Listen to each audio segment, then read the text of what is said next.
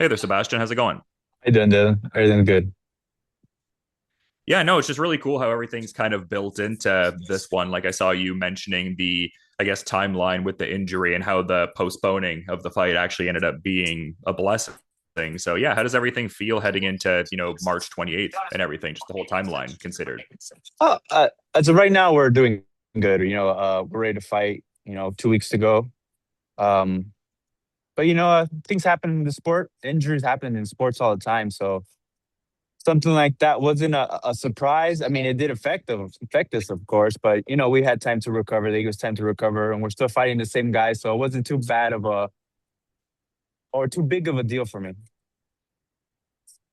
I mean, that does seem like a big deal though. First time headlining here at MGM Grand Garden Arena, third time fighting here. Like, how does that feel? It seems like a capstone achievement or a good feather in your cap at the very least.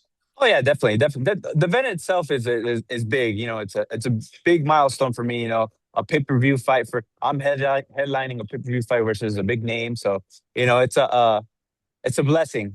But to look at it being rescheduled, to worry about that wasn't too much of a deal for me because again, injuries happen, and if I'm gonna dwell on those things, it's probably gonna affect my mind too much, and that's something I don't want. For sure. And it's an interesting dynamic here because I feel like you're more of like an understated, kind of soft spoken guy almost. And Keith Thurman is certainly one for, the verbal histrionics, like really, getting on the microphone. Like, does that resonate as something that is kind of just like an outside noise kind of piece? Like, does it serve the idea of driving promotion for the fight? And you can kind of have that more understated delivery. And he kind of carries a certain amount of that sort of piece. If I'm serving that kind of thought, like, what do you think about that piece, I suppose? With him talking all that. Yeah, like I guess just in the sense of like, do you look at it as like a vehicle to like serve promoting the fight and it ultimately Oh, helps you, or it's just yeah, oh well. Keith Thurman's Keith Thurman. Keith Thurman. We all know Keith Thurman as a talker. Of course he can back it up, but um, that's what we remember him. That's why I remember watching him as growing up. A big talker.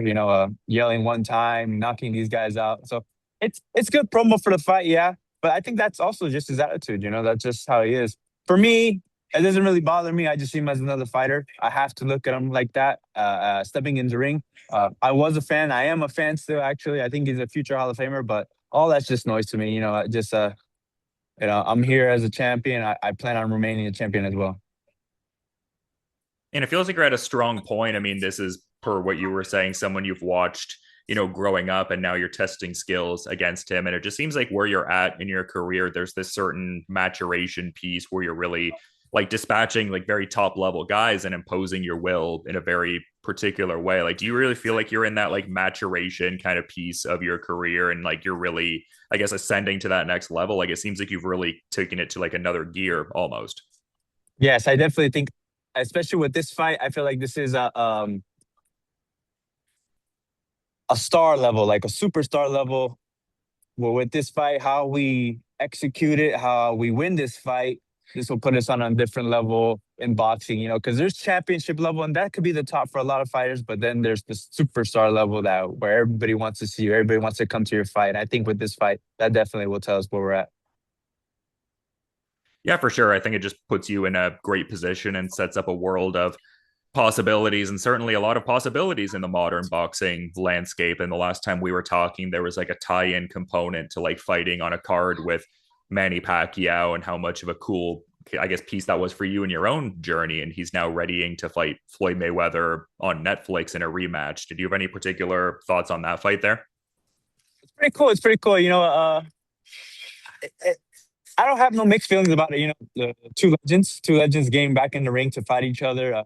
They gained the big platform that they deserve. I remember watching Mayweather fight his last little exhibition in Mexico City, and he looked pretty sharp. I mean, I fought on the last card Pacquiao fought, and he looked pretty good too. So it's gonna be exciting. I want to see what they bring out. Will we see the authentic Mayweather versus Pacquiao type of attitudes, or will we see something different? Because they are a little bit older now, but you know, again, I'm still excited because those two guys are legends in the sport. No, for sure. Well said. And I guess the idea of like becoming immortalized can take on, many different forms. And that seemed to be the case when I was seeing you in a video game there, that undisputed boxing video game. Like, how did that feel to kind of, be immortalized in that kind of regard? It seemed like the attention to detail piece was really strong there as well. It's nice. It's nice to be recognized, not just only in the sport, but now like a pop culture video game. These we're doing the right things, we see ourselves like that. I walk down the street and be recognized for just my boxing, just to be recognized outside, say, a boxing arena or in a boxing event is an honor. It just again just shows us that we're going on the right path. We're doing the right things, and uh, you know, we hope that we get more moments like that. Yeah, and it's cool that you're authoring your own individual story, but there's like that family kind of piece to it as well. Like Gabriella authoring her own cool Yes. story and like your father's role in everything. It's just cool. Like it's a collective effort, but also individual journeys. So I love to see those kind of pieces too. And I think you would as well. Yes, of course, of course. I'm actually here with my sister. It's her fight week. She fights tomorrow, but what she's been doing has been very incredible too. I think she's the best women fighter in the sport. She's one of the best fighters in the sport right now. So, you know, oh, take off my hat for her. Watching her train hard every day. It's nothing but inspiration. And I hear a lot from fighters like that piece about how they're almost more nervous being in like a second kind of aspect when someone else is fighting versus fighting themselves. Like, do you find yourself feeling that with Gabriella? Like, not in a way that would obviously, belie your, thoughts on her ability per se, but I usually hear that with fighters. Like, the stress piece is a little more when you're in the corner versus fighting yourself. It's maybe in the beginning, like watching her first amateur fights. Yeah, you don't know how they're gonna react because you never seen them do it before. But after a while, when she's knocking these girls' heads off, it's like, okay, I think she got it under control. And then when she stepped into the professionals, it's a lot different. You got smaller gloves, you have no headgear. It's a lot more dangerous. But again, she still went in there. She's still knocking these girls' heads off. So you know, now her being the undisputed champion, I think she has it under control. Yeah, I've just talked to some sibling fight duos like the Laramies and MMA, for instance, and they're kind of like, oh, I'd rather not fight on the same night as my brother, just a little too much headspace. So yeah, I more meant it in that kind of vein and stuff like Well, that. But well, well. In that way, I have to focus on myself. And we're there as a team. Just like how we train together. Uh, but she's not going to do the workout for me. I'm not going to do the workout for her. We have to go and focus on what we're doing that night. yeah, for sure. And I guess just in terms of like, I guess what your ideal outcome looks like in this fight here. I mean, we were talking about how Keith Thurman is someone that you've been watching for quite a while now. So I would think there would maybe be a certain visualization piece for how you see this fight playing out. If that is the case, like, how do you see the story unfurling in this fight here coming up with Keith Thurman on March 28th? Well, what I can say for me is that I want my hand raised. That's what I want at the end of the night. But how the fight unfolds, well, I can see us stopping him for sure. That's what we plan on doing. We've been working very hard for that stoppage to stop everybody. Because I feel like in this division we have it under control, and a lot of people have their doubts, but I feel very comfortable. I feel like I am the king in the 154. When you say a lot of people have their doubts, like what is that piece referring to? The rankings and stuff like that. But again, that's opinion. Those are opinions. And sports full of opinions. It's not like I have a chip on my shoulder or anything like that. It's just a lot of people think different things. And I see those things. I'm a human being, like everybody else. We're gonna see what's said about us. And I think a lot of people don't favor us in that aspect. But we're world champion.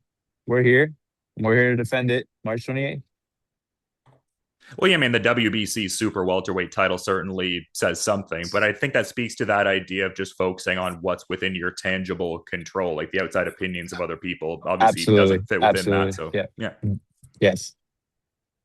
No, I love that, man. And just, yeah, really appreciate the time. I understand you have several other people that want to talk to you, and that makes sense. You got a big fight coming up, champ. But I do want to be cognizant of your time and schedule, Sebastian. So, in that spirit, is there maybe a final parting thought you felt inclined to add as we're kind of wrapping up here, man? Just make sure you guys tune in March 28th, and if you guys can, head over to Las Vegas. It's gonna be the MGM Garden Arena, and I'll do my best for you guys. It's going to be an awesome fight on March 28th. Really excited for this Keith Thurman fight and to see you defend that WBC World Super Welterweight Championship. Yeah, super compelling main event fight. And thank you so much for coming on Bowks Talking Bouts and offering great insights ahead of the fight. Sebastian, you have a good rest of your day, man. Thank you. You too. Thank you, brother.